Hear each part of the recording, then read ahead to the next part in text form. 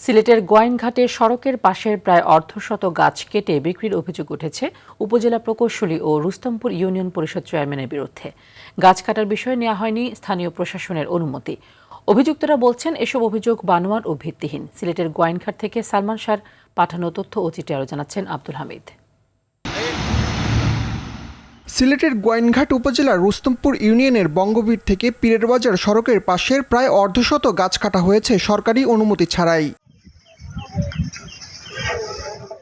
সম্প্রতি সড়ক থেকে ২৫টি গাছ জব্দ করে বন বিভাগ। স্থানীয়রা বলছেন এর আগেই কাটা হয়েছে আরও ৪০টি গাছ। চেয়ারম্যান সহ এই চক্র মিলিয়া গাছগুলো হাঁটতে। জায়গাটা অনেক সুন্দর, তো এই জায়গাটা যদি মানুষ ধ্বংসের দিকে ঠেলে নেয় তো এটা খুব খারাপ দেখা যায়। এই গাছগুলা কাটে তাদের বিরুদ্ধে যেন কঠোর ব্যবস্থা নেওয়া হয়, এটা আমরা চাই। যারা কাটে তাদের বিরুদ্ধে যেন সরকার ন্যায়গত ব্যবস্থা নেয়। অভিযুক্ত রুস্তমপুর ইউনিয়ন পরিষদের চেয়ারম্যান মোহাম্মদ শাহাবুদ্দিন জানান, উপজেলার প্রকৌশলী গাছ কাটার বিষয়ে তার থেকে সহযোগিতা চেয়েছেন। ব্রিজের কন্ট্রাক্টরগণ আমার ইউপি অফিসে আসছেন এবং বলেছেন উপজেলা ইঞ্জিনিয়ার পাঠিয়েছেন ব্রিজের পাশে গাছ কাটার জন্য আপনি আমাদের সহযোগিতা করবেন। তখন আমি ওনাদেরকে হাজির আলী নামক লোক দিয়ে সহযোগিতা করি।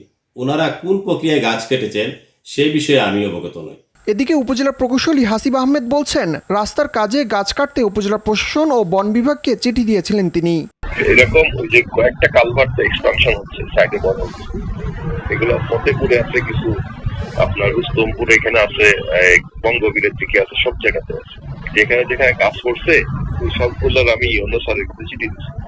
উপজেলার নির্বাহী কর্মকর্তা ও বন কর্মকর্তা বলছেন, গাছ কাটার বিষয়ে কোনো অনুমোদন দেওয়া হয়নি। জড়িতদের বিরুদ্ধে প্রয়োজনীয় ব্যবস্থা নেওয়া হবে। কিছু গাছ কর্তন করা হয় হাদারপাড় থেকে পীরের বাজার এলাকায়। আমরা সমস্ত গাছ জব্দ করছি, উদ্ধার প্রক্রিয়া চলমান। কেবা কারা কাটছে এই মুহূর্তে আমরা এটা বলতে পারছি না, তবে এটা পরবর্তী যে আইনানুগ ব্যবস্থা সেটি নেওয়া হচ্ছে। পরিবেশ সুরক্ষা ও রাস্তার সৌন্দর্য বর্ধনে সরকারি গাছ সংরক্ষণে কঠোর ব্যবস্থা গ্রহণের দাবি স্থানীয়দের। আব্দুল হামিদ, RTV।